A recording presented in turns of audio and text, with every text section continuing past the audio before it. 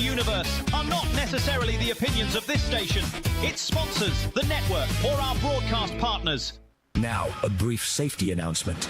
Do not consume hot beverages during the first 15 minutes. The show has been linked to several incidents involving coffee being sprayed on keyboards, clothing, and through noses. If laughter lasts the full 2 hours, congratulations! You've earned honorary Twitch status! So tighten your seatbelts, lower your expectations, and you better go find the Roku remote. This is Scott and Val Save the Universe!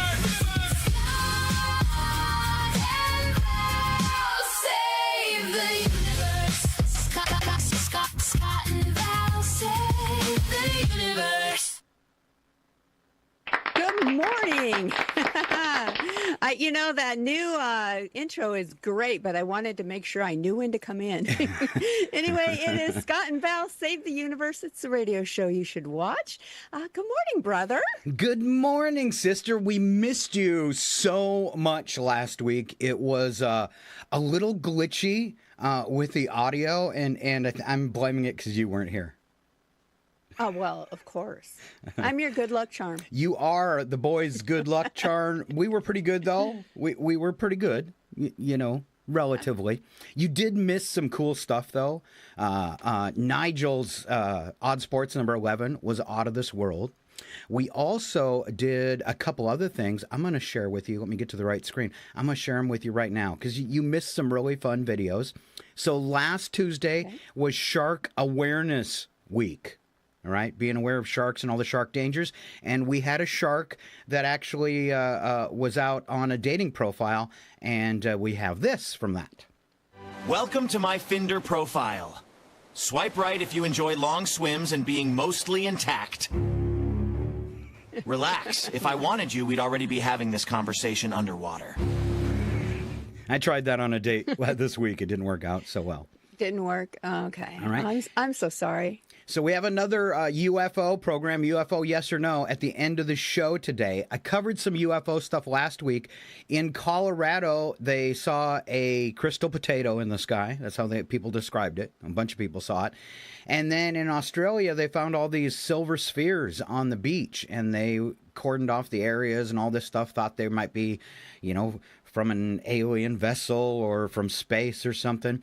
And it turns out they were from space, but they were from a rocket that exploded. Oh, okay. So for that, just in case it was aliens, I made this video. Commence Operation Silver Ball thingy. Watch the pink ants run!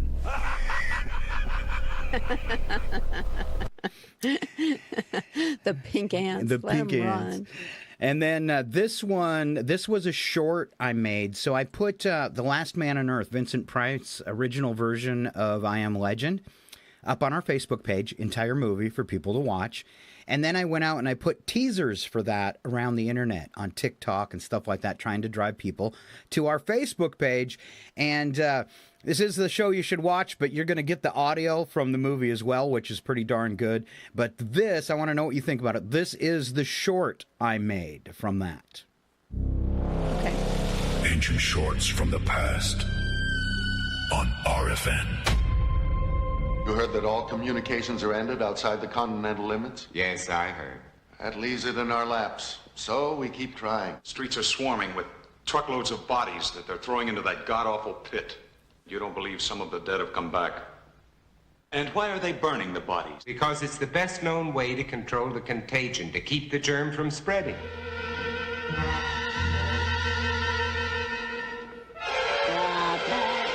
Roger. Robert. Look at his face. The best scared face ever.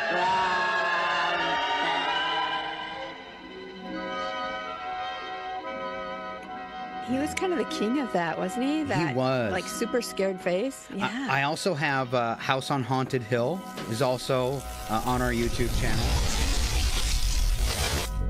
All right, little promo there.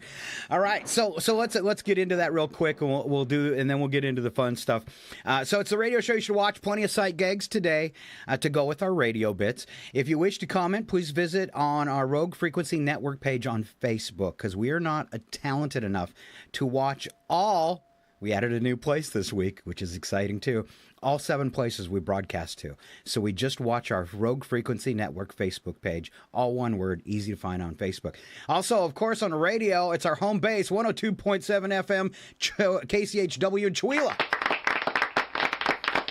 Going back to Chewelah. It's where it all began. Yes, where it all began. And we are, me and Val have been broadcasting on KCHW for 10 years now, doing the morning show. Of course, I used to do them all the time. Val just did Tuesdays, but we didn't want to give it up when I quit. So we did this. Now, online, live video today on your Roku TV via the Kick app or the YouTube app. Just put either of those apps on your Roku TV, then search Rogue Frequency Network. Boom, you're watching us on the big screen. And our videos on the big screen.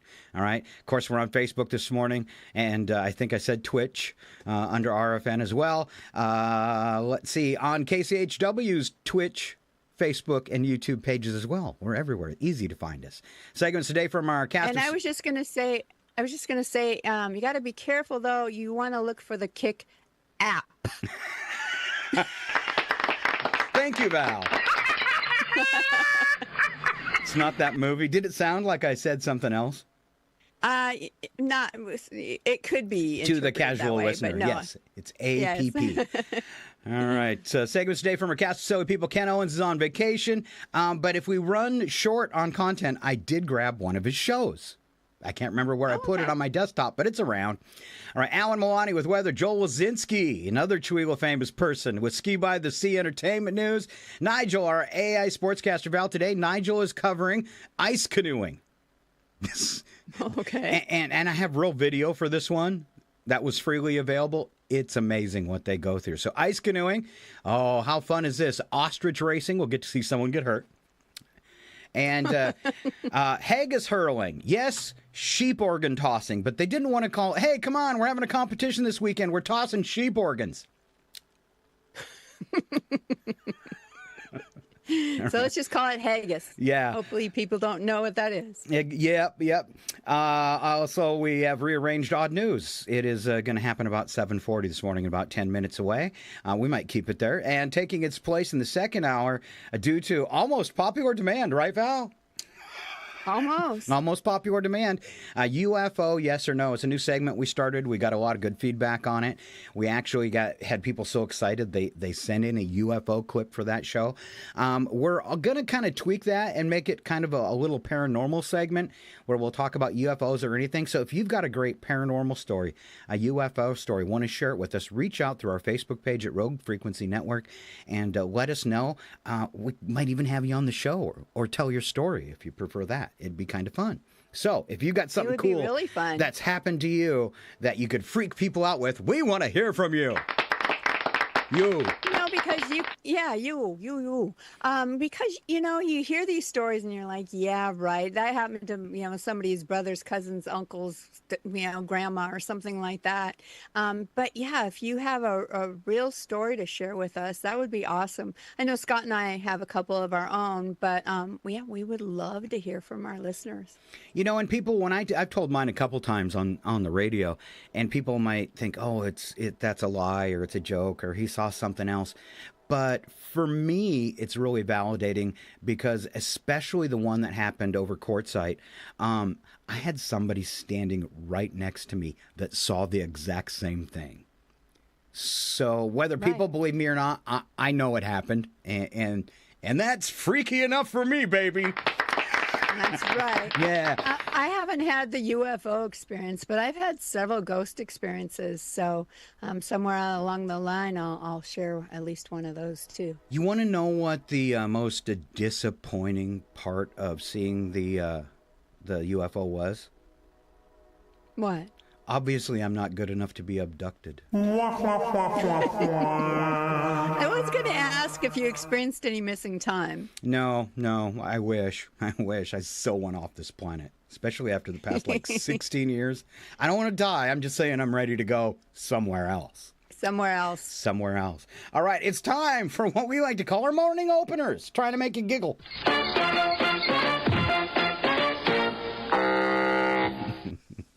All right, I think I'm starting this morning. Hey, my superpower used to be ruining my kids' lives by telling them to empty the dishwasher in between their schedule of doing nothing and nothing. That's a lot. That's a lot of nothing. And nothing, Val, is so important because I'm doing it right now. You know, you told me recently that you're trying to simplify your life. Everything. That's right. All right. But it doesn't work when you delete half your passwords. I didn't know any of them anyway. Hey, Val. Hey. Okay. Hey. Yeah, Hey, study already. found that if you're feeling down, you can improve your mood by sniffing the armpit of a happy person. Okay. I find this scientifically fascinating. True stuff. Oh, boy. Right now, I'm betting you probably wish. you had more friends right now. Yeah, Scott. yeah, I am. You took the thought right out of my mind. All right. Oh, who's the happiest person you know? I mean, whose armpit would you be sniffing? I think, people aren't happy all the time. So I think the secret to that would be catching someone when they're happy and say, hey, could you lift your arm for a minute? There's something I'd like to do to you. You always make it creepy. I do. It's just another reason for us and this.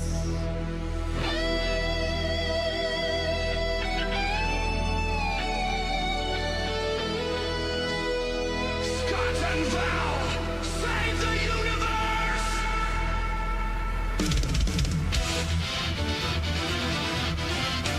And here comes my sister with your edumacation for today. Things you didn't know about American society and our culture. All right, here's number one. Each American now produces about 4.9 pounds of trash daily, totaling over 1.6 billion pounds of trash per day. So gross. 61% of Americans believe in ghosts.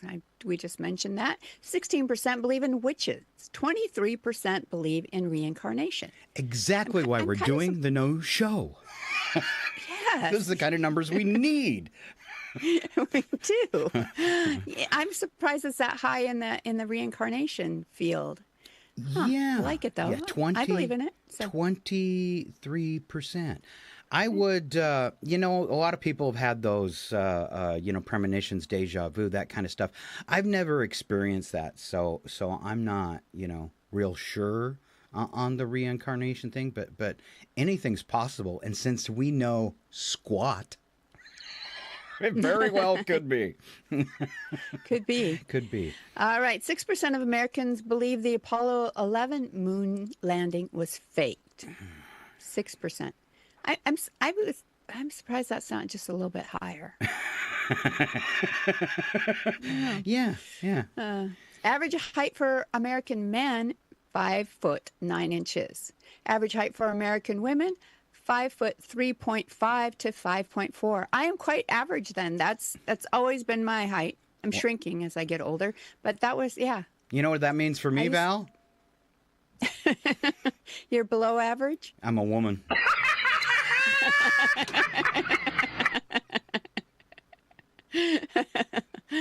So I feel very comfortable on dating apps now saying I'm 5'5" instead of 5'4" because old people shrink. You do. You just say, oh, I've just shrunk since I posted that. I was 5'8". I'm a big shrinker. Oh, boy. The U.S. now has 890 vehicles per 1,000 residents, still among the highest in the world, with only a few small European nations ahead of it. I miss the days where I was a single person and had 3 vehicles. We are insurance poor because of the number of vehicles we have. Oh, ouch. All right. And my final one this morning. Oh, maybe not. My next one on the list, the U.S. now holds over 1.9 million people in correctional facilities. I'm comfortable saying my sister and me have never been in a correctional facility. Yes, But that's true. Perhaps at times I should have been. No, that's an institution of other kinds. Yeah. Okay. Different kind of facility. Yeah. Okay. Yeah. Perfect. I get it. And here's a few things that Scott doesn't know. This could last the rest of the show. Yeah. Only 1 out of 4 people really like their partner's kissing technique. Ooh, I get that. Yeah. French people consume more mustard than anyone else on the planet. Who invented mustard, though? I don't know. You don't know who invented mustard? Sir Mustard? No, it wasn't Sir Mustard. It was us.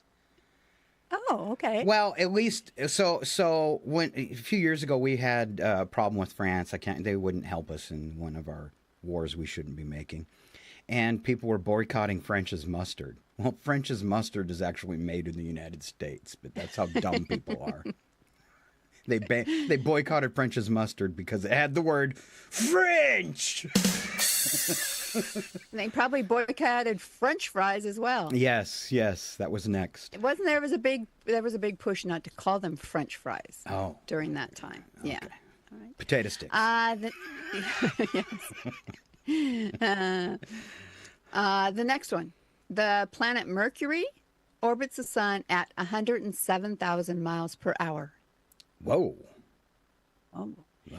And then finally, there's an estimated 10 quintillion bugs in the world at any given time. That's 10 plus 18 zeros. Whoa. And all of them are here in Maine. I used to think quintillion was a made-up word. Look at that. All right, I've got some questions for Val. First one, Val. This should be easy for you, I'm thinking. This soothing sound occurs at 26 cycles per second. Okay, that's its frequency, 26 cycles per second. That is the same as an idling diesel engine. What is the soothing sound? You're snoring. No. Oh. You're close though, but it's. I'm gonna say a cat purr. It is a cat purr. I'm surprised it wasn't her first guess, the original cat lady here. How'd you miss that one? But yeah, a cat purr. I didn't know that. So next time my neighbor's running his diesel truck at night, I'm just gonna open my window and see if it helps. There's some things out there they're saying a cat's purr is at the frequency that can heal bones. And I don't know if that's, scientifically proven or not, but they are certainly soothing. They are certainly soothing. I watched a thing one time where they took a breed of cat that's very docile, and they took them to old folks' homes and children's hospitals and that type of stuff. And they did an experiment at the old folks' home where they were hooking up the people to biorhythm detectors, watch their biorhythms. And everybody that had a cat in their lap, their biorhythms went to rest state, like very happy and very content. Very happy. And they say, and these cats are big purrs too, was part of the thing. I know there's been experimentation with like Alzheimer's patients or people, that are in the later stages of dementia. And they've used like stuffed cats that had a purring mechanism. And even that worked because, they weren't cognitively aware that that wasn't a real cat. And they found that very soothing for them as well. All right. One more real quick, and then we're off to odd news. So we might have to come back and catch up a couple things just for your information, Val. This one's called Do You Take the Money? And so I'm going to make you an offer. $10 million right now in your hand. Okay, $10 million. Okay. But there's a catch. All right. All right. A snail is chasing you for the rest of your life. If it touches you, you will die the world's most horrific death. The snail cannot be killed. It knows your location at all times, and its only purpose in its life is to find you. Are you going to take the $10 million? No. No, I'm not. And why wouldn't you? Okay. Just too dangerous? Yeah, it's like I don't want to have this $10 million, but I really can't enjoy it because I spend the whole time running from a zombie snail. Unless you could find yourself, maybe you buy yourself a, yacht out on the ocean that, you hope snails can't swim.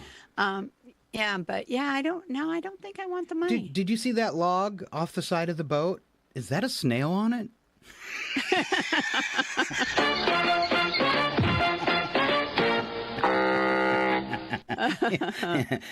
I know what my next scary video for YouTube's going to be.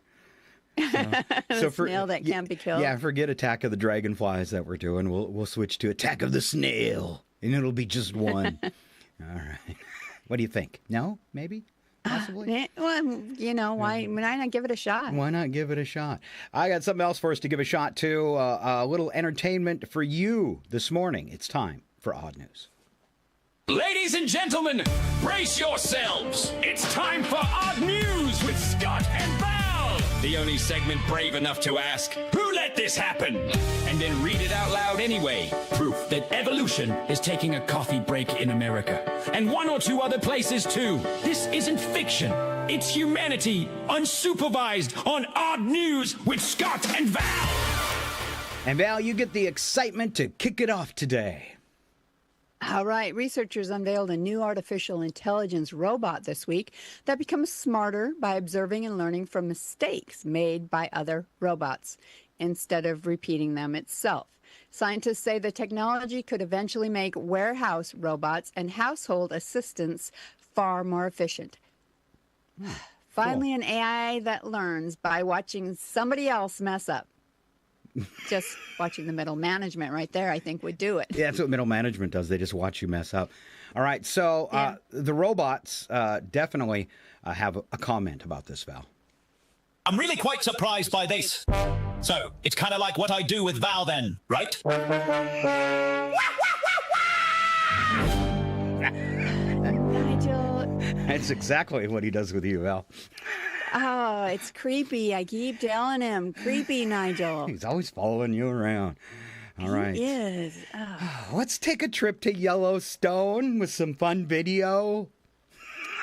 Huh? Yeah? Okay, we were just there, so I'm willing to go back. Bet you might be in one of them. Yellowstone National Park officials are once again reminding visitors that bison are wild animals, not oversized photo props. Latest lesson, you've probably seen this one on TV. The 83-year-old bearded South Carolina man approached a bison near the Village Lake area of the park to get a closer look. Witnesses say the animal suddenly charged, launching the man several feet into the air before just walking away. Park rangers' emergency crews responded quickly. Visitor suffered minor injuries, was treated at the scene before being transferred to a hospital for evaluation. He was 83, but I guess he got up and looked pretty spry. Yellowstone officials say this is another reminder the bison may appear calm, but they can sprint at nearly 35 miles an hour. Wow. That's fast. They become aggressive when people get too close. Visitors are required to stay at least 25 yards away from bison, elk, and other large wildlife. Apparently, the bison misunderstood take a hike and thought it said, take a flight.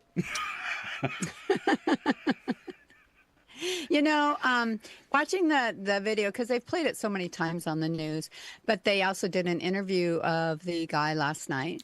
And it was, what was interesting is that he really didn't, they were walking along like a sidewalk, saw the buffalo laying on the ground, just stopped to take a picture. I mean, they didn't come any closer. It was just a sidewalk that everybody was walking on when this bison got up and decided that they didn't like this guy for some reason. And he did end up fracturing his hip in several places. Oh. But yeah, it was. So it wasn't doing anything necessarily wrong. He should have, but probably too close. This wasn't provoked. Yeah, but probably too close. Even if you're on a trail and you're in that 25 yards, you're probably not safe. So. Right, just back away slowly. Well, I didn't want to air the same video, and I'm going to switch to full screen for this one, the people to watch. I didn't want to air the same video that everybody's airing, so I just did a collage of people that have been attacked in Yellowstone for being dumb. Okay? Oh, okay. Please, you there, big puma.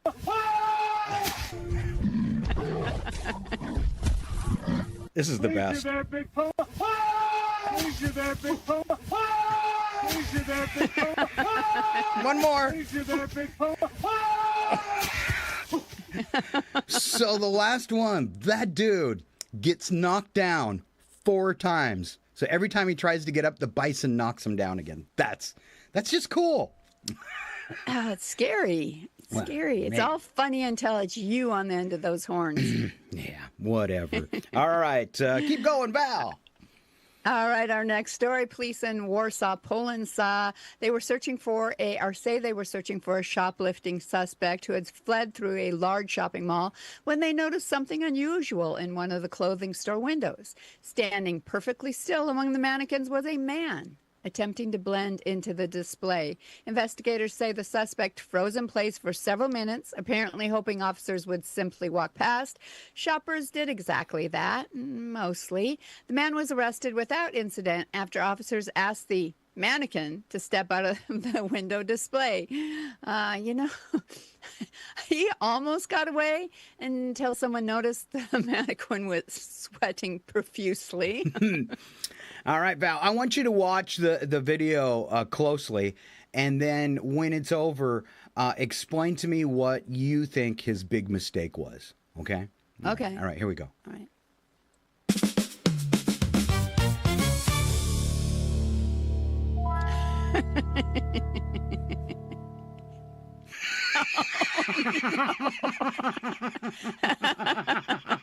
This is a show you should watch and see why we're laughing so hard. I can't even describe what happened at the end of that video on the radio, just to say.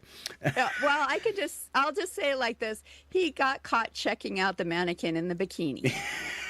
That's right. If he was going to get in a window, he shouldn't pick a window with mannequins and bikinis while he's fully clothed. Yeah, well, he's trying to not move. All right. Almost as much fun. Let's get back on the right screen here. Almost as much fun. A tourist eating lunch along England's southern coast discovered that local seagulls have become professional food thieves. Witnesses say one gull swooped down, grabbed an entire sandwich, and landed nearby. Stared at the victim for a few minutes, apparently waiting for his fries. Wildlife experts say birds are becoming increasingly bold around tourists. At this point, they're less seagulls and more flying monkeys. I hate flying monkeys. I actually can do this one for you as well. You daft. Drop the fries.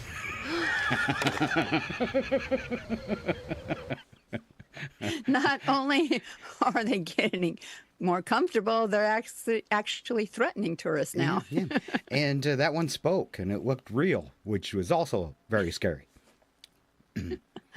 All right. We've had bison, a seagull, and here comes a 4-story sweep of animal mayhem, proving they are getting smarter. Mm-hmm. Residents in a Massachusetts neighborhood couldn't stop laughing after a mail carrier unknowingly picked up an unusual escort.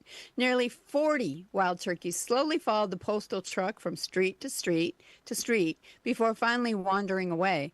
Officials say no one knows exactly why.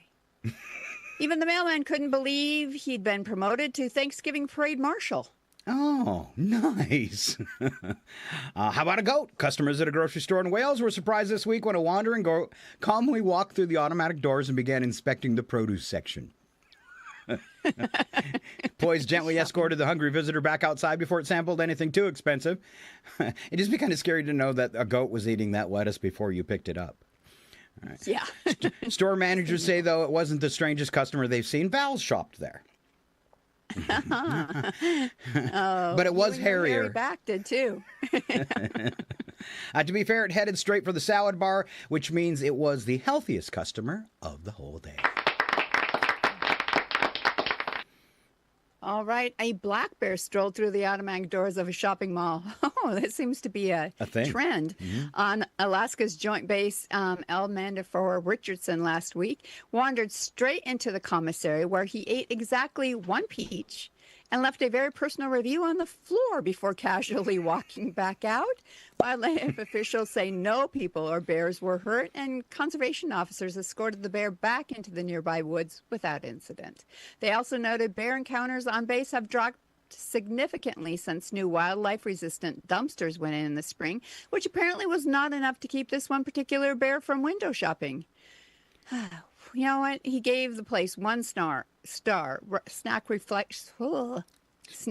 selection was fine, but the checkout process left a lot to be desired. Somewhere, a mall manager Val is filing an incident report that starts with the words, "So a bear walked in." It would be a better story to start when you're in a bar. That's right. All right, Facebook. Now we've got a squirrel. Oh, squirrel. Facebook Meta office in Bangkok got a very unscheduled visitor last week when a squirrel burst out of a delivered package and tore through the building at top speed.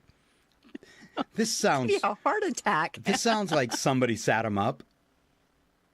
Yeah. It does. Squirrel scratched a janitor before finally being wrangled. Employees reportedly had an absolute field day with it. One worker even whipped up a fake AI-generated HR training video on proper squirrel-related office etiquette. Sounds like something I'd do. Don't bite the janitor. Yeah. Nobody has explained yet why a squirrel was inside of a package addressed to the tech company in the first place. Somewhere out there, one very small, very fast rodent single-handedly outmaneuvered the algorithm at Facebook and never even had to fill out an NDA. 6 different animals all making news headlines this week.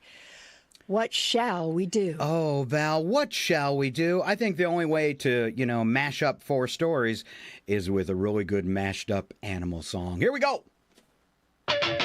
Dogs with buttons having conversations. Elephants painting masterpieces.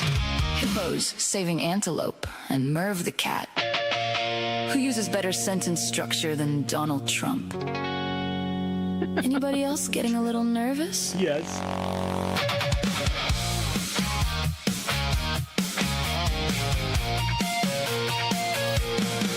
I used to laugh at squirrels. Look at him hiding a nut. Turns out they're at Meta's office. He popped out of a cardboard box, started running Mach 3, bit a janitor, evaded capture handily. LinkedIn says he's now the VP. The Dolphins know, the Ravens know, the Crows are definitely keeping score. We thought we built civilization, turns out they know way more. Animals are getting smarter, they're done pretending they're cute. The goats are shopping, the bears are dining, the turkeys formed a neighborhood coup. Animals are getting smarter, we're sliding down the chart. Today's it's peaches, tomorrow they're running Walmart. Mailman's cruising, doing his route, didn't notice 40 turkeys started following him around. House after house, street after street, that's not a flock, it's turkey gridlock. Bear walks into the commissary, eats one peach, leaves something, made people screech. That wasn't a crime, just posting on Yelp, 5 stars, and I would totally use this bathroom again. Animals are getting smarter, they're tired of eating grass. Soon raccoons There's those will giraffes. finance houses and possums will teach a class. Turns out, goldfish remember stuff. Dogs understand words, octopus escape prisons. Crows hold grudges. Meanwhile, Kevin from accounting just saw another squirrel.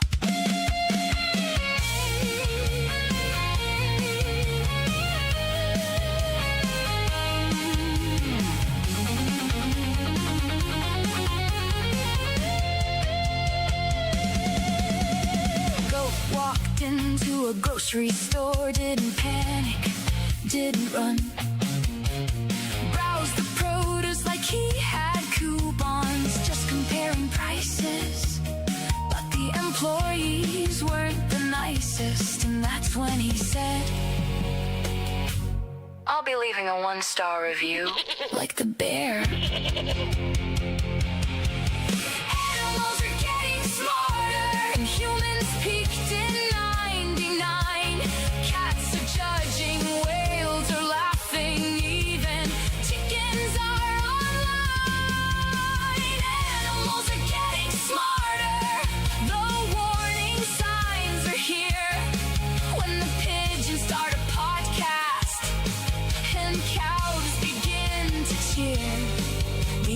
humans must be near.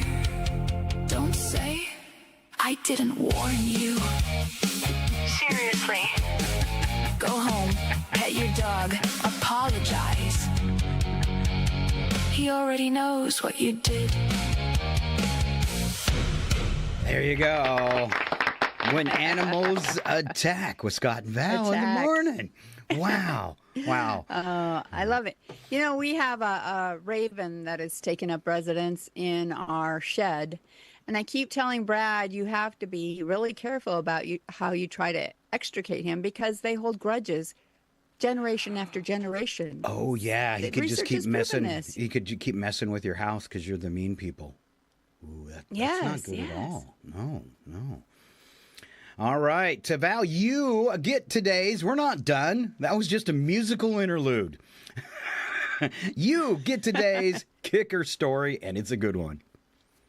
All right, a Pompano Beach, Florida woman in her mid-70s opened her mail expecting a routine registration renewal and instead found a brand new license plate with a letter number combination that reads a little suggestively, let's say, if you say it out loud. She says she was stunned it ever passed inspection at the state level. Her retirement community, however, immediately took a side. And word has it, the informal neighborhood vote currently sits at 16-1 in favor of her keeping it exactly as it is. She's reportedly still deciding whether to request a swap, which Florida offers for free if a plate is deemed inappropriate. In the meantime, she's the most talked about driver at her complex. You know, nothing says retirement community drama like an entire clubhouse debating a license plate.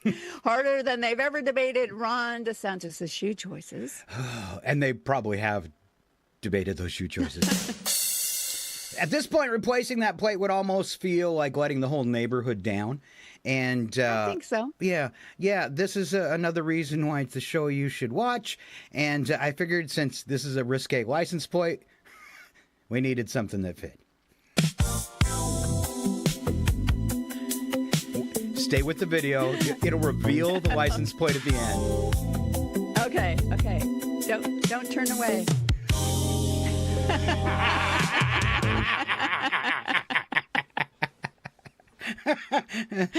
All right, just really? Just in case you missed that, one more. It's worth it. Scott just likes the first part. Yeah. That's actually me, Val. Remind them now where they can watch our video. And that's your odd news for Tuesday. Let's see. SQZ A55 with the orange in the middle, Florida license plate. You can figure out the rest this morning. There you go. Yeah, write it down and you can, All right. We're a couple minutes away from break. Val, I am going to back up in the show. I really wanted to do this, so I hated skipping it. And this is the thrill. We get to make it up. I'm going for, it was bit number 5. You get to be president for 24 hours. So now, these are questions for you, Val. If you were president for the United States for just 24 hours and no one could stop you, I want you to think of the most unhinged executive order you'd pass.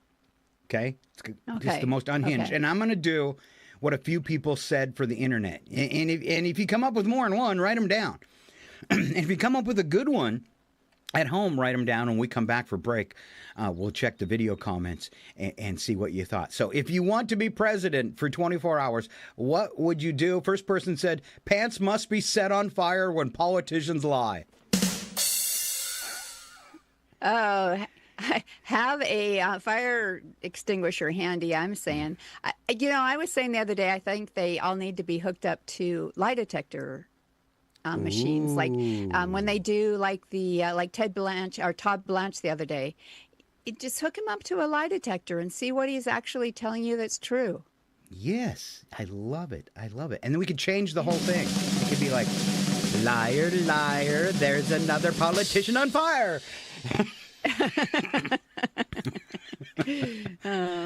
This person says I would change the faces of money to dinosaurs. Okay. But if Trump gets it's his better way, than the dinosaur who wants his face on money. Yeah, we're already getting that, buddy.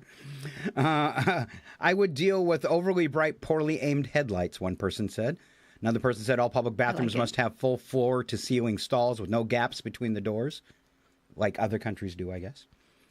Yeah, other countries do that. Other person said, my first executive order is that no TV commercials or programs have ringing doorbells. It must bother them. And then this person apparently doesn't watch much radio or TV. It says, and no radio commercials that have car horns or sirens in them. It's actually illegal, even though it happens once in a while. It is, it is against FCC policy for a radio station to put a siren or a car horn in a commercial because it is distracting for the drivers. And you don't have to worry when you listen to KCH. They might think it's real. Yeah. You don't have to worry when you listen to KCHW, though, because we don't use music and sound effects under our thank you announcements. So, all right. Politicians and their families will be required to get health coverage through the ACA marketplace, just like everybody else, but at the highest deductible available. Oh, yes. Yes. Yeah. This person says, I would force school-age children of politicians to go through public school in their district. No private schools. I like that. I like that, too. Maybe they would... I think... Go ahead. I think that their salary, this would be one of mine, I think a politician's salary should be based on the median income of the people in their district. That's good. Yeah. Yes. Because I don't know if you saw recently, Mike Johnson said that the reason why politicians should have access to like insider trading information, or they should be able to trade in the stock market, is because who can live on $175,000 a year? Evidently, you're really out of touch. 95% of Americans. Huh? How about that? Exactly. Yeah. Oh, what a moron. Yeah. They say the dumbest things. We should, like they used to do that show, Kids Say the Dumbest Thing. Is politicians say the dumbest things. Say the dumbest things, yes. All right. We're going to say some more dumb things. And if you stay right here, you'll get to hear them. But for now, we've got to go to break so we can thank some sponsors for our radio affiliates and let Alan Milani in because he's up next with weather right here on Scott and Val Save the Universe. Scott and Val Save the Universe will be right back. They're probably heating up a chocolate teapot. I hate this job. It's total bollocks, isn't it? Their mum must have been real knackered after raising these two wibble-wielding squiffies.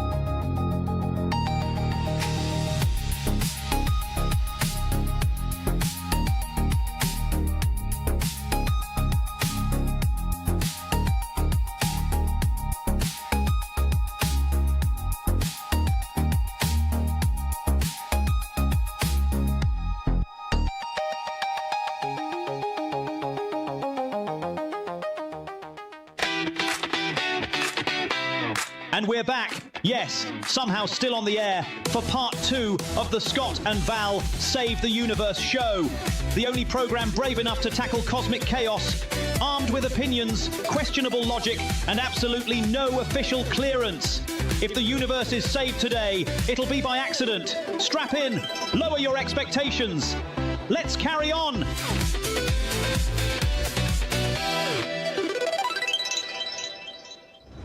It's time for RFN weather. Here with your national weather outlook is Alan Two Shoes Milani. Alan, 2 shoes, money!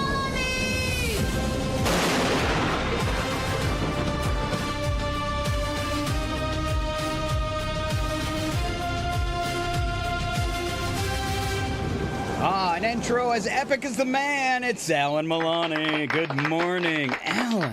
Wow. I don't know that I would go so far as to say epic. You are epic. How are my fellow squiffies this morning? We are doing great. Squiffies. You love that word, don't you? It's probably my favorite word. We're just squiffing along this morning. Whipping, squiffing. Yeah. It sounds like you're running a janitorial show. A janitorial show? Yeah. We're cleaning things up. I gotta go get my squiffy. Yeah. Uh-huh. Well, Mr. Whacked Out Weather, you got your 2 shoes on. I do, sir. I'm ready to run. All right. What do you got for us today? All right. Good morning. It's time for your weather forecast, the only part of this show that's expected to be serious. Yes, Scott, accuracy is a change of pace around here. Wow. Wow. Laid me out first We line. resemble that remark. Yeah. I don't write them. I just deliver. Okay. All right. Let's begin in the inland northwest, where Mother Nature has apparently confused July with the inside of an air fryer. Today through Friday, the greater Spokane area will roast with the highs in the upper 90s to around 100 degrees. And Wednesday and Thursday could top out around 101. Overnight lows stay in the 60s and 70s, so your air conditioner officially becomes Employee of the Month. Saturday cools into the mid-90s with gusty winds and elevated wildfire danger before temperatures settle back into the upper 80s on Sunday. I know, Val, you call 89 degrees sweater weather. You're also the only person who orders hot coffee when it's 100 outside. Exactly. It's menopause. You're either freezing or, you're a planet of the sun, or, on the sun. So one or the other. Right. Surface of the sun temps. Yeah. Yes. Heading west across Washington and Oregon, the coast enjoys marine clouds and temperatures in the 60s, with inland cities stay comfortably warm in the 80s. No, Scott, that's not because Seattle has better weather. It's because they purchased the premium cloud package. We don't have money for that. I don't. Yet another thing we cannot afford. Moving into California, coastal communities stay pleasant while inland valleys bake in triple-digit heat. The deserts remain, deserts. Honestly, for flip-flop sticks to the sidewalk, you've arrived. Across the southwest, monsoon moisture continues bringing afternoon thunderstorms to Arizona, New Mexico, southern Utah, and Colorado. You'll experience sunshine, lightning, heavy rain, and a rainbow, sometimes before lunch. Flash flooding remains possible around burn scars and canyons. And no, Val, that's not what they meant by a free car wash. Northern Rockies and Plains stay hot with scattered thunderstorms capable of gusty winds and hail, so secure your lawn furniture, secure your trampolines, and if your neighbor's inflatable flamingo flies past your house, congratulations, it's now yours. Across the Midwest, heat and humidity continue building through midweek before strong thunderstorms develop. Damaging winds, heavy rain, and isolated tornadoes are possible. And no, Scott, standing outside yelling, "I ain't afraid of no tornado," is still not considered emergency preparedness. I ain't afraid of no tornado. Like that? I can see that happening. Mm-hmm. I actually kind of The done Northeast gets another classic summer week. Heat, humidity, thunderstorms, and repeat. Some cities could flirt with 100 degrees before storms cool things down later in the week. Val says that's why she never complains about Spokane, but give her another day over 100 and she'll remember. Val never forgets.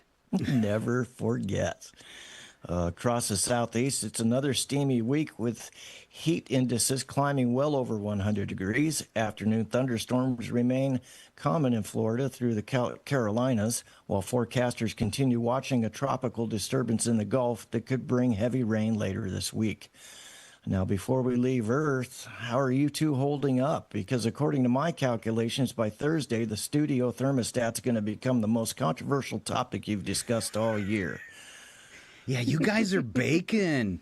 You guys are going to fight over it? Clever ways to figure out how to stay cool. Now, I'm lucky because here in Maine, today, I'm going to rub it in for everybody that's over 100. 76 is our high temperature with sunshine. That's about perfect. It is. It really is. Maine has some. It's been for like a couple weeks. It's just been, actually all summer, we've had perfect summer weather. Nice. Loser. Losers. All right. Nice. Take us. Let's just. You'll know what I want. Gentlemen, beam me aboard. This week's vacation destination is Titan. It's one of Saturn's largest moons. The current conditions are a refreshing minus 290 degrees. Thick orange methane haze, very little sunshine, and a 100% chance of regretting packing shorts. Methane lakes remain calm today, making for excellent sightseeing if you don't mind not actually seeing anything. Local officials continue reminding tourists, please don't cannonball into the hydrocarbon lakes. No, Scott, marshmallows still won't roast out there. And Val, before you ask, no, they don't have pumpkin spice methane. You know what sound a methane lake makes, Alan Maloney? I do. I try to replicate it frequently.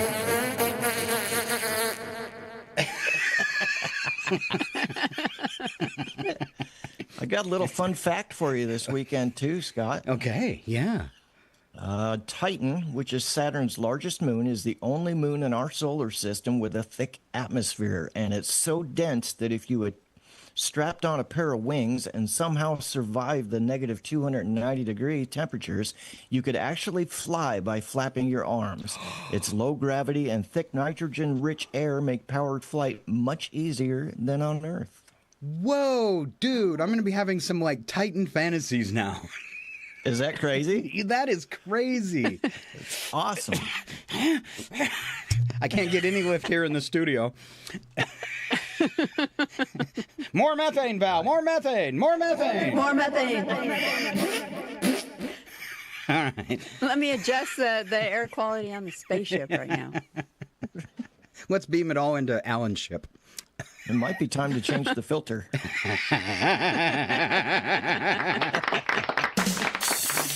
All right. There's no filtering that out. No filter. All right. What a great weather forecast. Thank you so much, Mr. Maloney. Anything else? Nope, that's it. Thanks for having me. Well, thanks for popping in. We really appreciate you and your wit every Tuesday. And you just lay it on us. We're waiting. All right? All right. All right. Once again, Alan Maloney. Thank you so much, Alan. See you next week, and I will have 2 shoes. 2 shoes. Excellent. We'd like to see them. We'd like to see your favorite 2 shoes. Just saying. I will show you next week. Okay. All right. We are just minutes away from Mr. Joel Wilczynski and Ski by the Sea Entertainment News. And to get us there, we've got a couple things just for you. First up, I've got celebrity birthdays. And hopefully my sister Val is staying caught up with me. And Val, can you give us today's celebrity birthdays? Sure. We start with, that's not what I thought it was. All right. The first few were in memoriam. Okay. I found it. Can you believe it? No. That was pretty fast for me. Mm-hmm. Robin Williams was born on this day in 1951. Ernest Hemingway, the author, was born on this day in 1899. Don Knotts, who is actor, and he played, I think, most famously Barney Fife on the Andy Griffith Show, was born this day in 1924. Josh Hartnett, 48, he is the actor from Pearl Harbor. John Lovitz. You probably know how to say these better than me. 69. Justin Bartha, 48. Juno Temple, 37. Betty Gilpin, 40. Diane Guerrero, 40 years old today. Good luck. David Dasmalchian, 51. And George Wallace, 74 today. George Wallace, the comedian. All right. Yes. You know, do you remember as kids, me and you, watching all the Don Knotts Disney movies? I never watched Andy Griffith. I didn't like it. But the Don Knotts movies, he had all the comedy westerns. And I remember we watched them as kids. I don't know if you ever caught any of those. All right, special observances for today. It's Belgium National Day, Guam Liberation Day, Black Women's Equal Pay Day, very, very important. National Be Someone Day. Val? I'm going to be someone today. I think I'll be Angelina Jolie. Wow, that's impressive. Okay. Good luck with that. Yeah, I think so. All right. It's also legal drinking age day, and I don't know why anybody's want to celebrate that, but it is.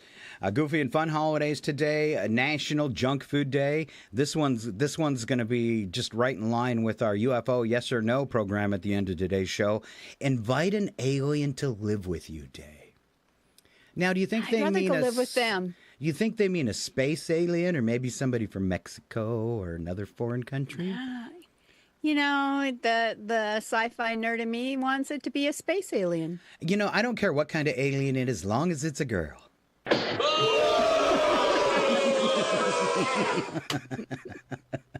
you a female alien? Would you know if it wasn't? Oh, I'd know. Maybe. All right. Let's see. What else we got? National Lamington Day. I had to look this one up. It's a delicious... this delicious food holiday celebrates Australia's most famous culinary icon, the Aussie Lamington. Today we're encouraging people to try Lamington while spreading the word about this tasty cake. Did you have any when you were in Australia? Not that I knew it was called a Lamington, I guess. It's kind of a white cake with some flour on the outside, or powdered sugar. Yeah, I think I remember seeing them. They have their, famously, their pie stores. I mean, everybody loves their pie, but it's not a pie like we would call it. It's a meat pie. And so, but in the meat pie shops, they had some actual, more dessertish stuff. And I think I remember seeing one, but I didn't remember it was called a Lamington. All right. Let's see. I'm going to skip that one. No pet store puppies day to encourage people to adopt. National Craft Your Local Shelters Day, so crafting things for your local pet shelters. National Tug of War Tournament Day. Oh, we missed it. We could have this totally set up. You in Washington, me here in Maine with a big long rope. All right. So when I say this next one, if you're listening to the sound of my voice and there's someone close to you, I want you to turn to the person next to you and say, "What you doing for lunch?" Okay? What you doing for lunch? Because today is... Oh, what you doing for lunch this week? Let's go ahead. Today is National Take a Monkey to Lunch Day. So here's your second. Go ahead, turn, say it to him. Okay. Do you want to go to lunch with me today, Scott? That's a yes. All right. It happened today. We call it history, and I'll give it to my sister because, well, she's older than me. And I was alive back in 1873 when Jesse James and the James Gang staged its first train robbery, the Rock Island Express near Adair, Iowa. A loss of $6,000 was reported, but a gang insider said it was more like $65,000. Don't know why they lie, because they're politicians, I guess. In 1969, Apollo 11 astronauts Neil Armstrong and Edwin Buzz Aldrin blasted off from the moon after 21 and a half hours on the surface and returned to the command module piloted by Michael Collins. The astronauts left behind the lunar modular's lower section, on which is mounted a plaque reading, "Here, men from the planet Earth first set foot upon the moon, July 1969 AD. We came in peace for all mankind. Oh. All right. 1972, comedian George Carlin was arrested for disorderly conduct in Milwaukee for saying on stage the 7 words performers were prohibited from saying on television. You know, that's down to 2 words. 7 of them? That's down to 2 now. The list? Yeah. I won't tell you what they are. Because I don't think you're supposed to say them on radio either. Yeah. I think the list for radio is a bit longer, though, isn't it? No, they changed it. It's the 2 words and then what your community deems inappropriate and how many complaints they got. Oh, okay. So, but there are 2 words that are guaranteed like $17,000 fine. Yeeks. Yeah. Oh.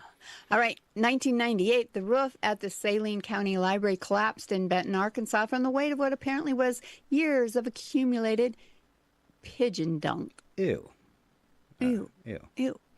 2007, Harry Potter and the Deathly Hallows, the final book in the best-selling Harry Potter series, was released. It was 2011 when NASA's space shuttle program ended with the landing of Space Shuttle Atlantis on mission STS-135.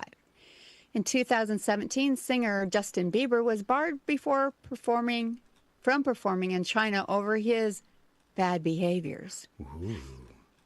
If only they'd banned presidents from the office for the same thing. 2019, Marvel announced 10 new superhero films at Comic-Con. 2022, in the largest decline since World War II, it was announced that U.S. life expectancy fell by 1.5 years. Wow. That's a big jump all at once, right? I mean, it must have been the reporting maybe right after COVID time. And it that's what I saw. That's what I kind of wondered too. Was that because of COVID and it brought the percentages down that far? Because we did lose a lot of people. So. We did, yes. All right. Coming up in just a few minutes, it's humans being awesome. And that's like feel-good news because I think that's a way that me and Val, with our Save the Universe theme can save the universe because most of the news we get is so negative. I think doing something like that is important. So we've got humans being accidentally awesome coming your way in just a few minutes. But you do have to stay with us. Right now, it's our friend Joel Wazinski. Ladies and gentlemen, the show that goes nowhere yet somehow everywhere is about to astound you again. Live from the tropical country of Belize, it's your RFN entertainment guy, Joe. What? Joe Wools. Joe Wolchinski. No? Woolzinski. Close to Doc, then? It's time for Ski by the Sea on Scott and Val. Save the universe. All right, welcome, Joel Wazinski. Nobody travels further to be on this show than Mr. Wazinski, live from the country of Belize. Welcome, Joe. Yeah, I know. I've got to go from my beach, and I've got to walk, 50 steps back into this room. And it's just like, oh, my gosh, really? It's misery. It's misery. I know. Huh? Wow. Hey, just exhausted. Yeah, as a matter of fact, that's it for today, guys. I'll see you later. Bye. Bye. Hey, so, the football, soccer, whatever you want to call it and things like that. I did watch the finals here in Belize, and it made me realize that there's these people that are famous, but there's also, there's a variety of famous people, because, you saw who was at the halftime show that we had. And I started thinking about the different famous, there's kind of famous. There's almost famous. There's sort of famous. And then there's famous. And then, of course, Scott, there's Chihuahua famous like we are. Yeah. Which is, that's the top tier and things like that. But then I started thinking about all the people that were famous after they died. Ooh. So you can't begrudge anybody being famous when they're alive. Because when they're dead, I don't think they get to enjoy it as much. So I don't know. Probably not. So I'm going to have to switch glasses here because, I can't see with my sunglasses on. Oh, hey, you guys are there. Okay. So these are people that really, and some of this might be surprising to you, that were not famous until after they passed. Okay. First one is Vincent van Gogh. famous for paintings such as The Starry Night, Sunflowers, and Irises. Why after death? Van Gogh sold very few paintings during his lifetime and struggled financially. After his death, his sister-in-law promoted his work, helping make him one of history's most celebrated artists. Did you guys know that? That's crazy. Yeah. Yeah, I had no idea. I mean, everywhere you go, there's a Van Gogh.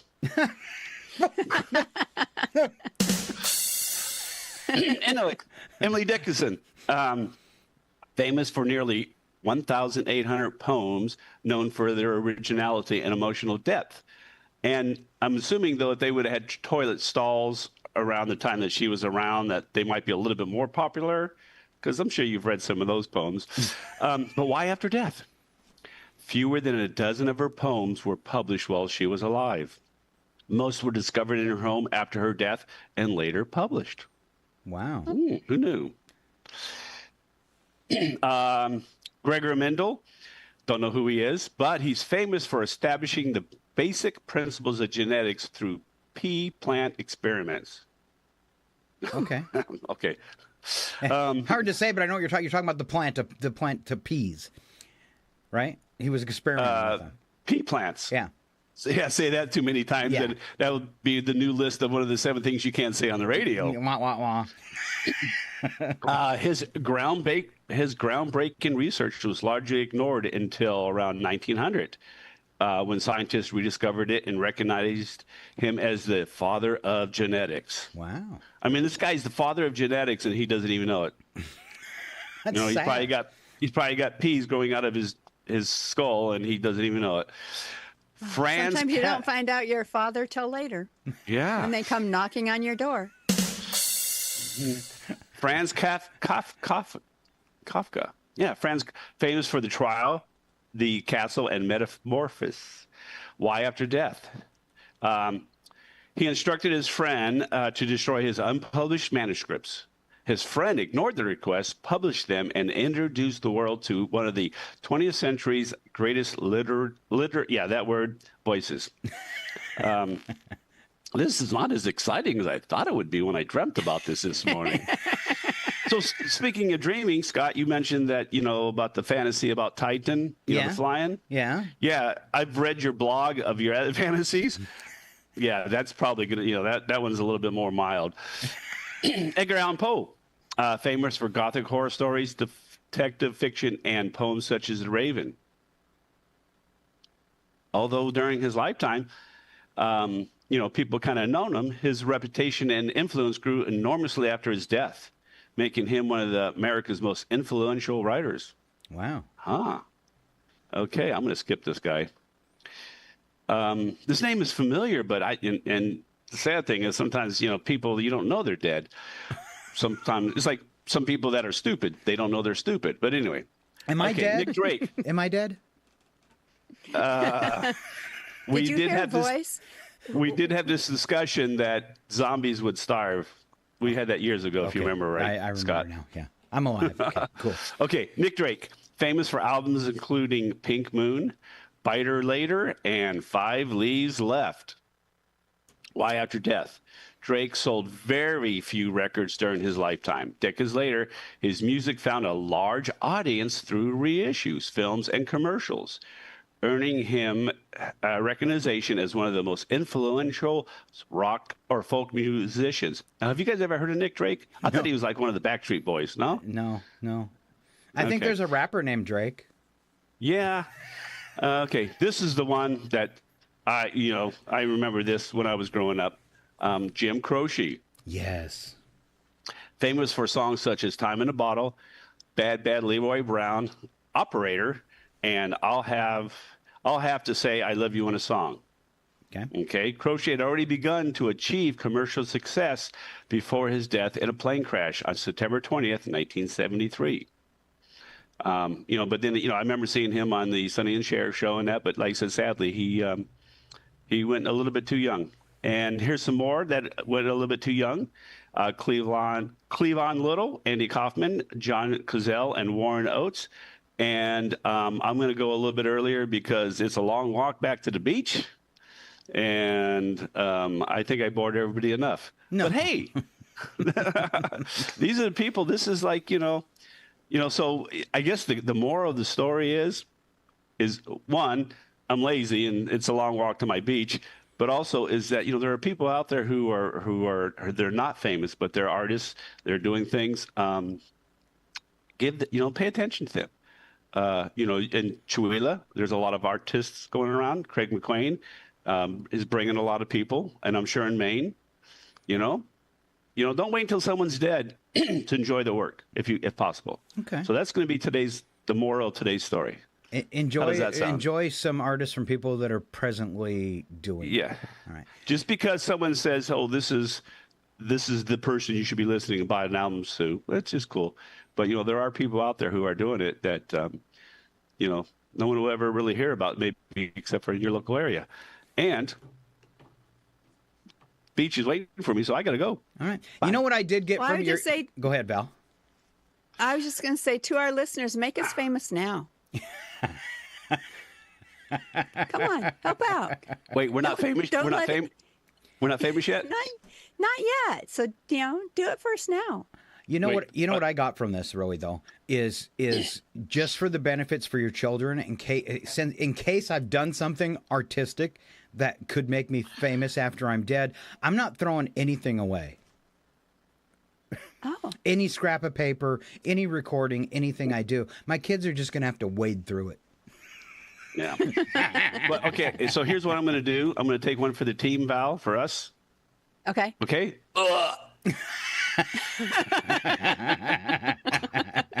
I gotta go. There you go. Heading off to the beach, live from Belize, the one and only Joe Wilczynski. Thank you so much for being here, Joe. All right. He's always got something crazy. And me and Val moving on to our next segment. Set back, believe it or not. It's this week's Humans Accidentally Being Awesome. We're saving the universe with Scott and Val. Now, this is what I was talking about earlier. A little news, maybe restore your faith in humanity, at least a little bit. And Val has our very first story today on humans being accidentally awesome. All right. Between 2007 and 2024, Florida attempted to rebuild the Gulf of Mexico's ecosystem in an unusual way, dumping over 500,000 tons of recycled oyster and clamshells straight back into the water. These shells were gathered from seafood restaurants, quite literally scraped off of plates, as well as seafood plants. So essentially, a massive amount of sinking, rotting garbage was supposedly going to bring the struggling sandy seafloors back to life. Understandably, the idea was met with criticism. Some called it reckless dumping. Others warned it would be detrimental to an already dwindling ecosystem. And for a while, those concerns seemed valid. Even the researchers running this giant experiment had their doubts, as no visible progress was initially seen. But beneath the surface, those scrapped shells immediately got to work, even though human eyes couldn't perceive it. Bacteria began attaching themselves to the discarded shells, creating a biofilm, which is the starting point for pretty much all marine ecosystems on the planet. It's something scientists still struggle to recreate in a lab. The shells also released calcium as they disintegrated, which produced microzones, small, invisible pockets of water with a slightly different chemical makeup that certain underwater organisms need to survive. Not only that, but the dead shells served as a solid foundation upon which living baby oysters could mount and grow. Previously, due to reef decline, there were only soft surfaces. The living oysters then filtered the water, keeping harmful algae blooms at bay. All of these things and more helped revive fish, turtle, and dolphin populations to numbers not seen in over 2.5 decades. Layer by layer, the ocean floor had rebuilt itself until the results were visibly undeniable. Now, that is a cool story, but what worries me about those kind of stories is people will go the opposite direction with climate warming. See, the oceans aren't that bad. They're fixing it, that kind of stuff. And just keep in mind that that's one tiny spot of the ocean where they tried it and it worked. And this is something that needs to be done all over the place where we're losing reefs and stuff. But cool that they've found a way to make a difference out of trash. So it's interesting when we were in Australia because we snorkeled the Great Barrier Reef, and they were talking about how they plant the reef. So they'll take healthy reefs and get material from that and take them to ones that are dying, and it kind of starts to regenerate and heal those reefs that aren't doing so well. So I thought that was very fascinating. Moving on, Menlo Park Fire Protection District in California proved that sometimes technology and compassion make the perfect team.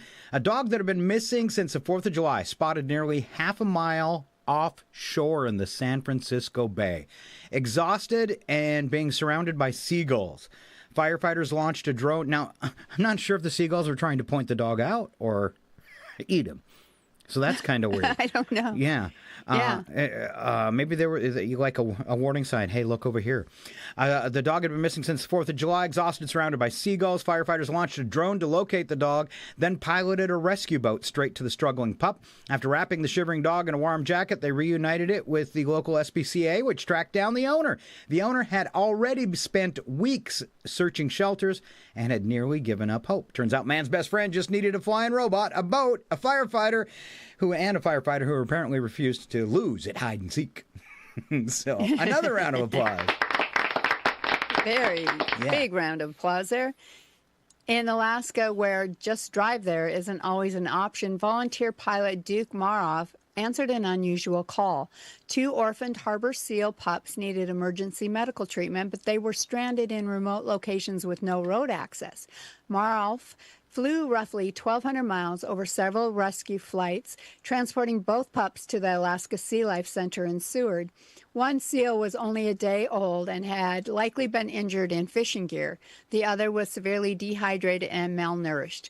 Most people rack up airline miles for a vacation, but Duke uses his to save baby seals. That's a much better frequent flyer program, isn't it? Yes, it is. All right. Good job, Duke. After serving together for 7 years, including a deployment to Iraq, by the way, this story made me cry. Aww. After serving together for 7 years, including a deployment to Iraq, retired military working dog Boss and his former Army handler, Rebecca Anderson, were separated when her military service ended.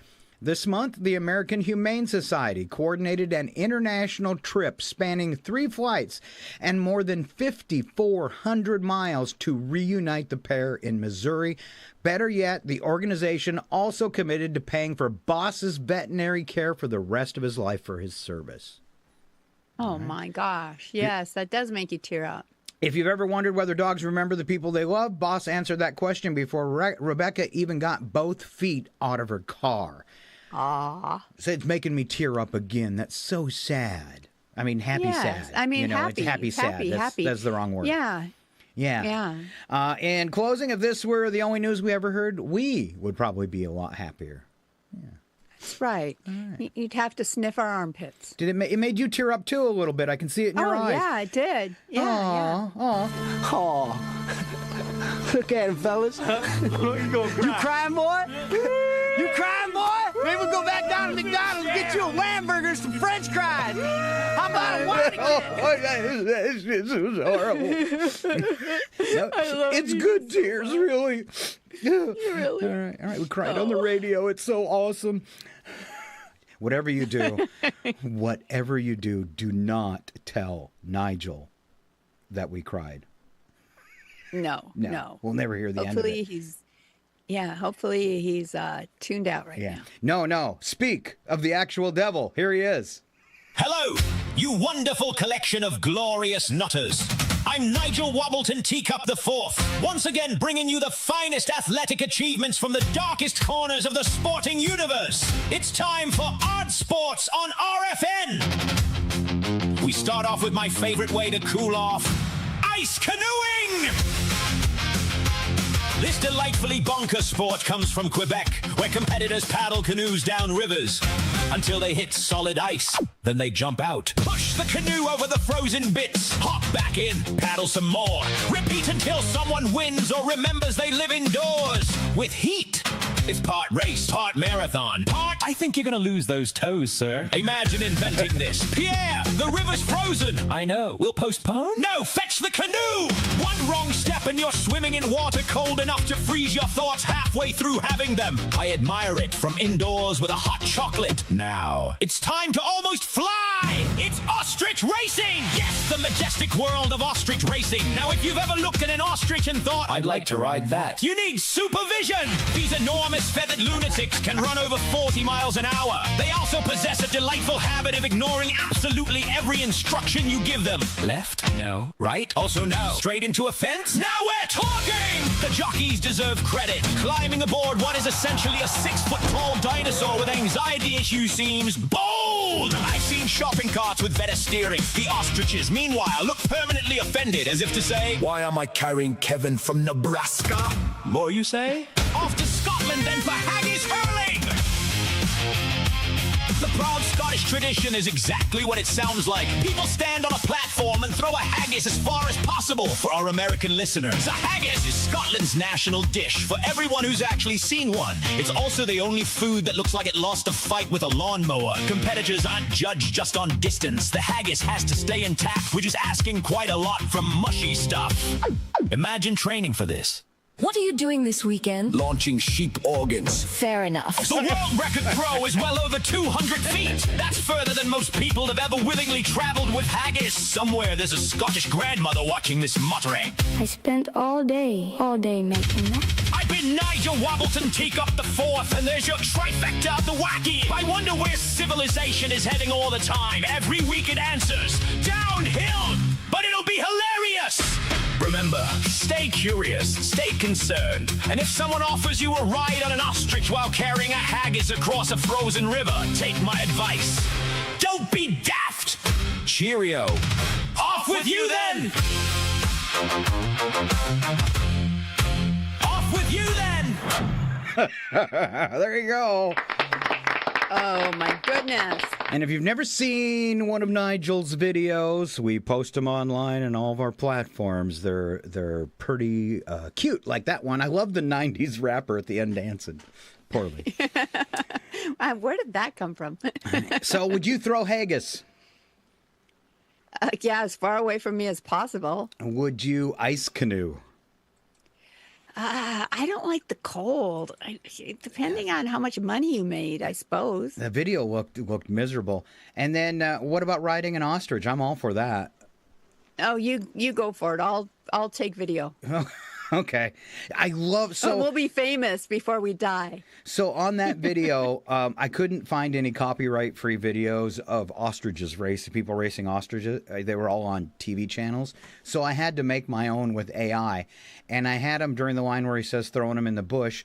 I did that, and AI did its typical thing where it puts them right through the railing instead of going over it. And so I was like, oh, no, I can't use that. But the ostrich goes right over the railing and then slows down and dumps him in a bush. And then the bush throws him about 15 feet up in the air. And his body's all limp like he's dead. And he slams onto the racetrack. And I was like, that's cool. I'm leaving that video in. Thank you. Almost as good as a bison tossing someone in the air, huh? Yeah. It's why I worked that one in the song, too, because it's like he got hit 4 times by the same bison. That's crazy. And we were talking about animals getting smarter. It's obviously pretty smart because every time he tries to get up, the bison pushed him back down. Stay down already, dude. Yeah. All right, Val, this is for you. It's the closest guess. So don't look at these. Don't look at them. Don't read them. Poke yourself in the eyes. Go blind. Because the answers are contained within these. So I want to know. These are just some fun ones. What percentage of the food thrown away by Americans never gets opened? Oh. Percentage? So like you throw away a whole package of cheese. Something that you've never even opened. Yeah. Oh, goodness. 20%?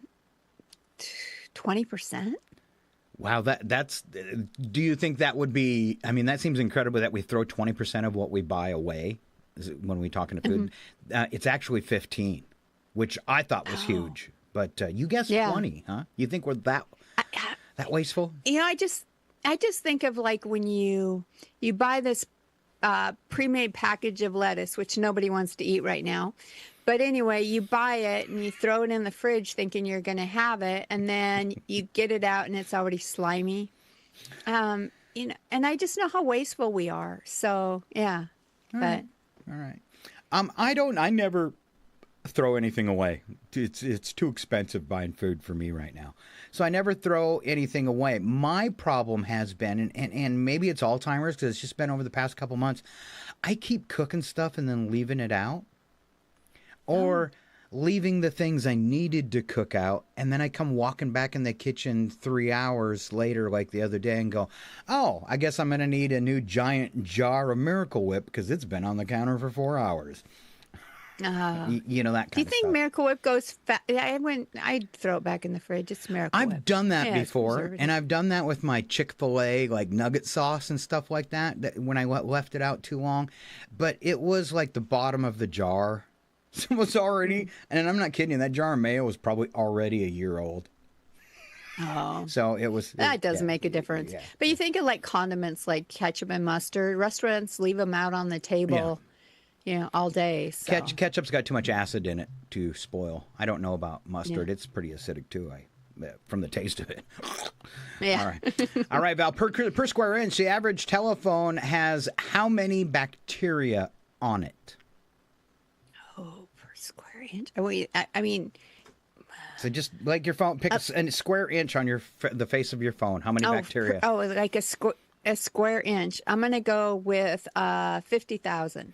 You're close. 25,000 bacteria in a square inch on your phone. So never, ever, whatever you're thinking, and whoever asks you to do it, just say no when it comes to licking your phone.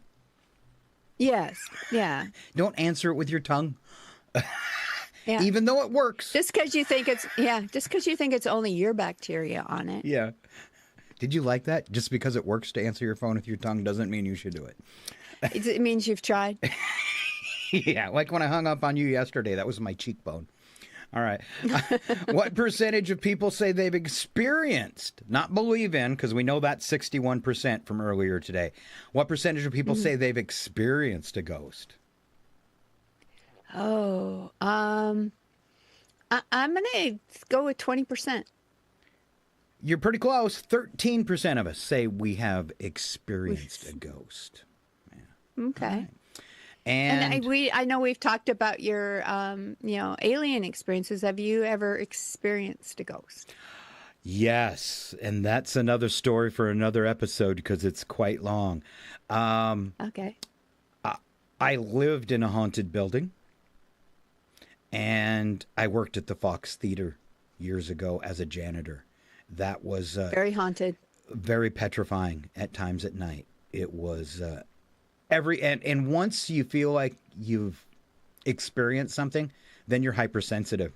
You know, something thumps, and you think I had to walk through a dark area between the two different theaters upstairs and the projection room. And it never failed as I was coming to the end of the hallway. It was pitch black. I could never find a light there. And that's where the furnace was. And every time I'd reach for the door to go into the second balcony theater, that furnace would kick in and just give me a heart attack. Send me right through. Because it's like for the whole Fox Theater. So it's this massive furnace.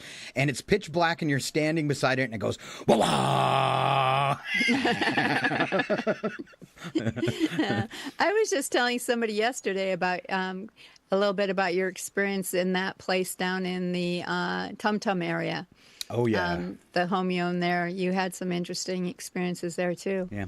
Those are for another story, though, because we're running late on time and we want to talk about some UFOs.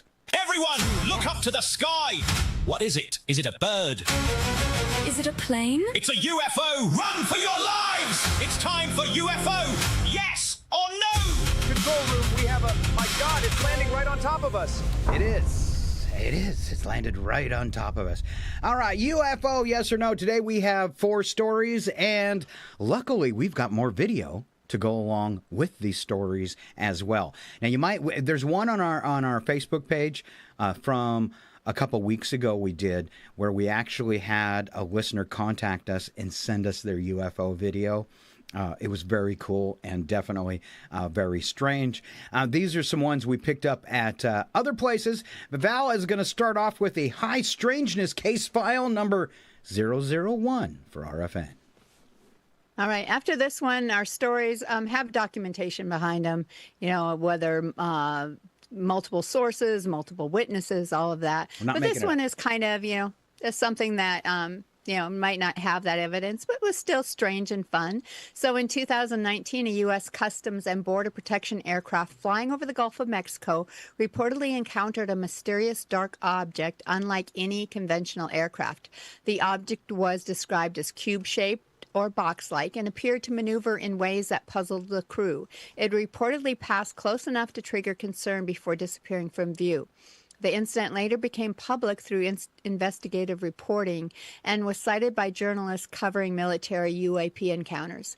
The Gulf incident gained additional attention because it involved trained government air crews operating sophisticated surveillance equipment rather than casual eyewitnesses.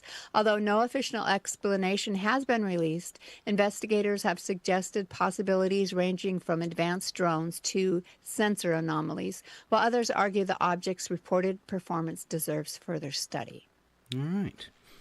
The next one we have is the USS Omaha, and this incident is called the Swarm. It happened over the Pacific Ocean in 2019, and this is another military story. So when you get them like this, and they involve the military, it adds some creepy credence to it, I think, and legitimacy.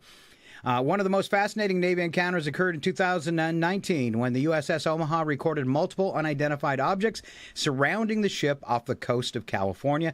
Night vision footage released years later shows glowing objects moving near the vessel before one appears to descend directly into the ocean without any visible splash or explosion. The event became especially intriguing because Navy personnel reportedly tracked numerous unknown contacts simultaneously over several nights. Despite extensive searches afterwards, officials found no wreckage above or below the water or evidence of a conventional craft entering the water.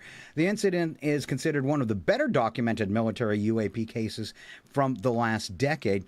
And we do have video on this one. And this one, I believe, is taking place, if I have it right, let's just go ahead and start it.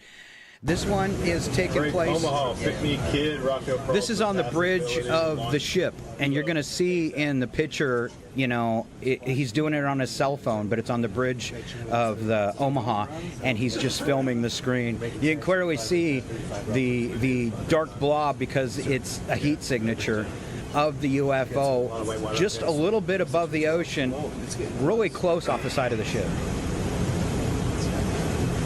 Yeah, I mean, you can tell from the video that they're tracking it. It's got, the X marks through it where they've got it centered in the middle of that. Mark bearing range. Tracking it precisely. So when you hear them say splash right there, they're not meaning that it hit the water. They're just saying it went into the water, and they said splash, splash, mark bearing. Freaky. Right. What I find interesting about so many of the water sightings that they've had about them entering the water, they will see them entering the water and then exiting, where it's apparent that they must have been going at least 200 miles an hour through the water. And for that alone to happen is like, nothing that's ever been seen. So, without evidently, crashing upon impact and then coming out the other side, and pretty wild. It makes you wonder how they could do that because of the friction and stuff, and there's lots of theories whether they have technology. Like our scientists have said, we would need to travel at the speed of light. You need to be able to put a bubble around you, like basically being in the inside of a black hole, so that you could move at the speed of light. And it makes you wonder if they have that technology, because we see so many sightings. They move so fast. They make turns, like the ones the military pilots were going over a couple years ago in front of the Senate. Their maneuvering is so fast it would shatter a human body. So there's got to be something going on there. All right. It's back to you, Val, off to Puerto Rico.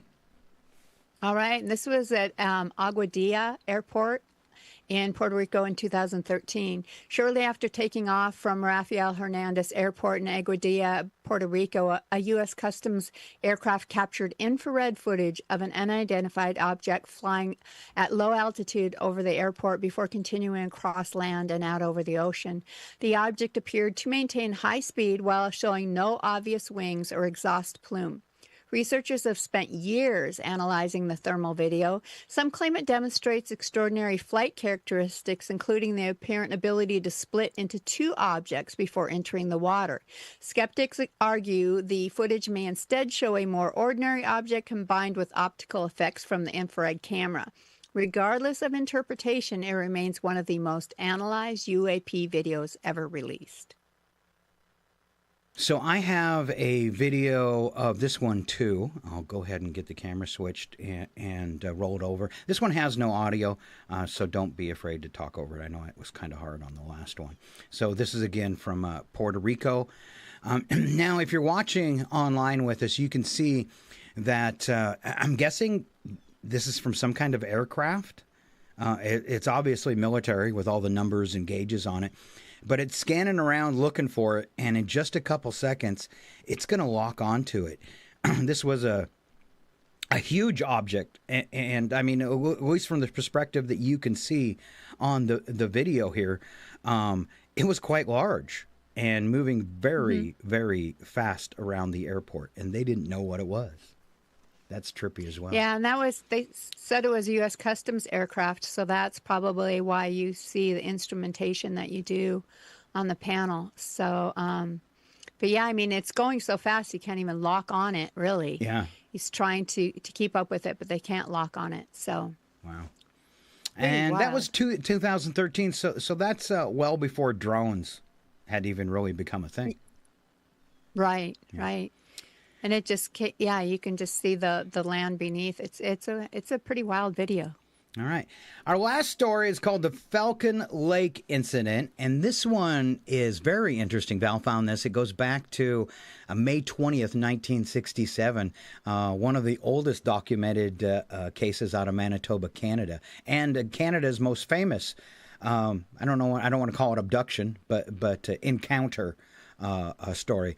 Stefan McCulloch, an amateur geologist, was prospecting near Falcon Lake when he claimed two glowing cigar-shaped craft descended nearby. According to his account, one landed on a rocky outcrop while the other hovered overhead before departing. Curious, McCulloch approached the landed object and reported hearing mechanical sounds and smelling sulfur.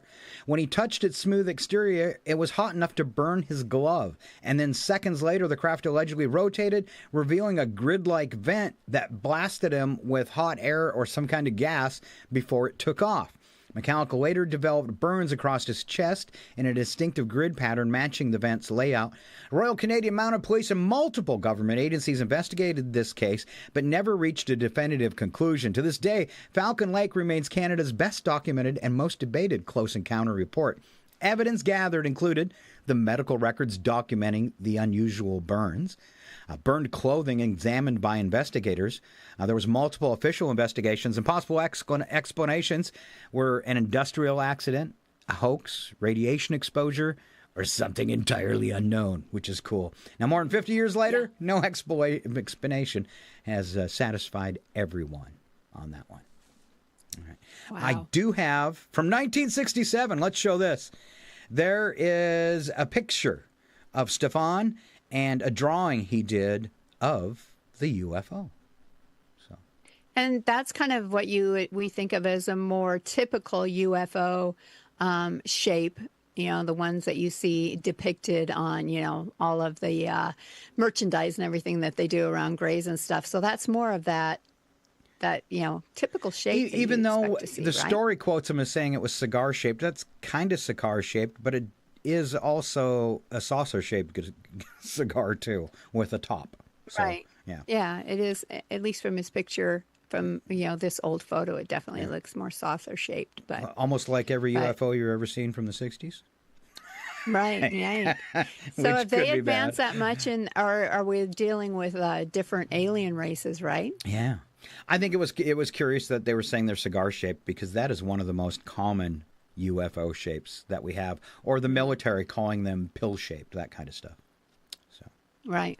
Tic Tacs. Tic Tacs. It's kind of Tic Tacs, yeah. Well, we talked some UFO. Should we play a UFO song? Well, I think we should. Okay. All right. So we're going to wrap up the show for today. Val. Yes. I got some closing stuff here. Maybe you can help me out a little bit. Yeah, right there. Yeah, I can. Sure. If you missed any part of the radio show you should watch, it will be available shortly after the broadcast today. Plus, you can catch up on past shows, segments, cutout, shorts on Instagram, Facebook, and TikTok. Full shows on Facebook, Kick, our new app, and Twitch, and audio-only versions on all podcast networks. Wherever you visit, please subscribe or follow and say hi. That really helps our algorithm and gets our little show out there a little bit more. Also, now that we have a bunch of shows, we're streaming content 24 hours a day at roguefrequencynetwork.com, Kick, and Twitch as well. And last week we were kicked off YouTube, but if you notice today, if you're one of our YouTube watchers, we're back.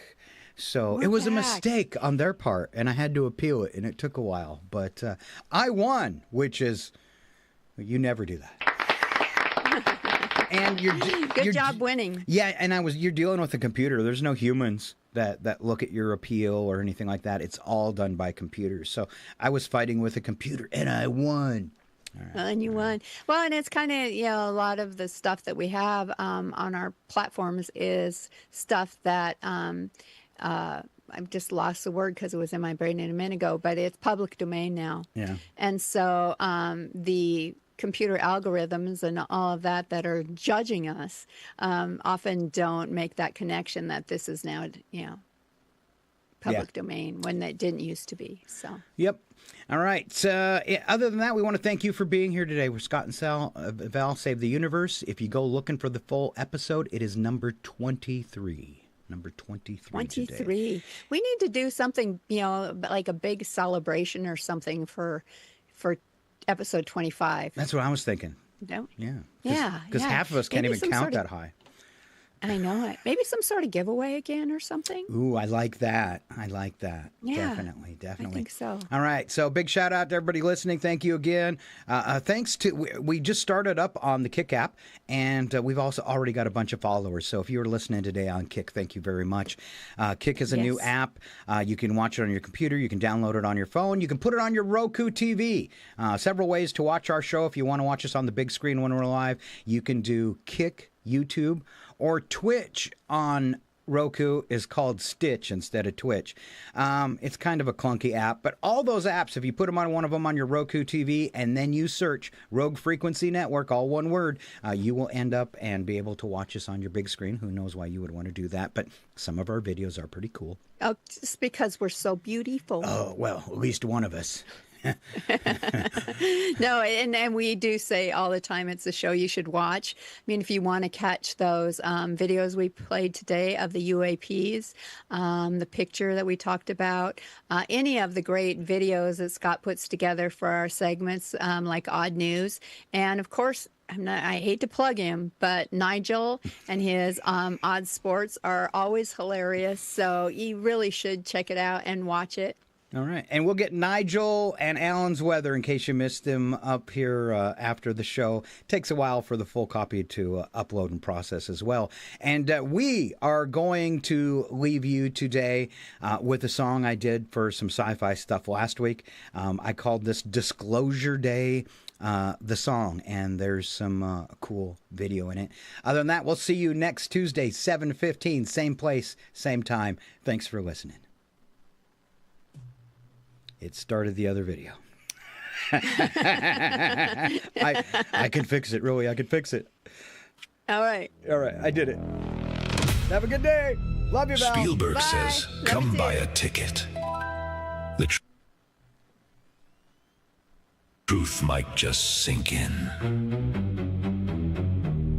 The popcorn's hot, the lights go dim. It's Disclosure Day. Will the humans win? Then the age of disclosure shows serious folks with serious faces. Everyone whispering they've got spacecraft parked in secret places.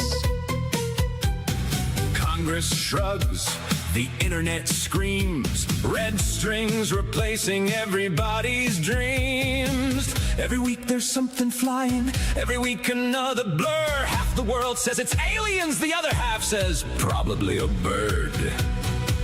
Disclosure's always next Tuesday. Circle it again, six-pointed thing. Crystal potato, silver space balls dropping in. Everybody's got a camera, nobody gets focus right. We've got 8K televisions, but we're filming like it's 1995. Hey, beam me up, or at least explain the weather.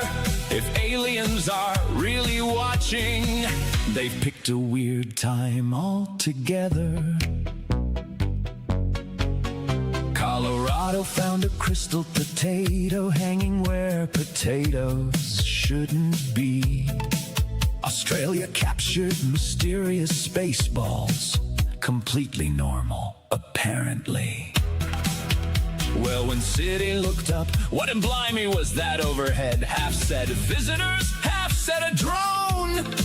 One bloke blamed his neighbor Fred. Somebody's uncle's cousin's barber swears he knows a guy in black. Funny how disclosure's coming, but it's always next week. Are we under attack? Nigel says, "Oh, do stop waving blurry mobile phone videos at me. I am a vastly superior artificial intelligence. I have examined every alleged UFO sighting from the last 80 years. 43% are balloons, 27% are drones, 19% are Venus, 11% are Kevin from Birmingham after 3 pints. As for the actual aliens, they're probably circling Earth with the doors locked and pretending nobody's home."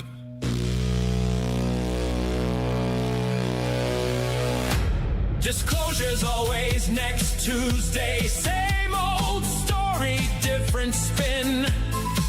Every week another witness. Every week this time we're letting them in. Six-pointed mystery. Crystal potato, silver space balls from the sky. Meanwhile, somebody spots Bigfoot driving past in a UFO. Why? Scott says, "I saw them over in Chihuahua. This isn't a game.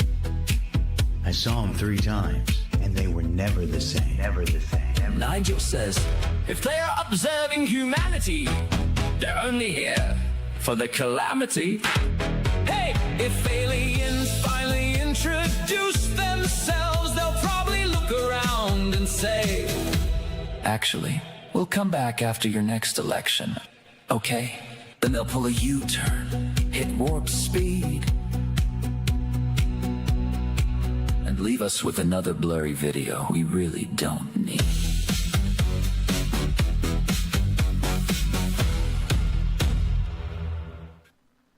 Set back, everything will be okay. 2 new heroes to face the day. Now throw all your fears away. And they're both in tights array. Scott and Val, here to save the universe. It's not a bad joke, or even a curse.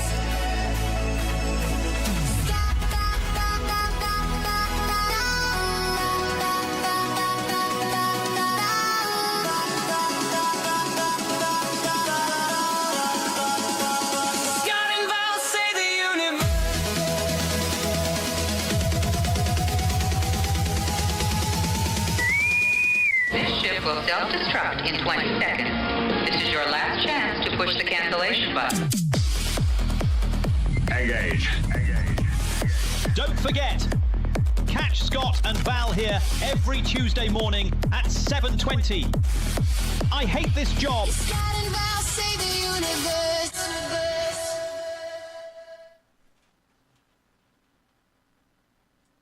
It's 9:13. Your KCHW Morning Show, made possible by a donation from God-Fearing Brothers Auto Center.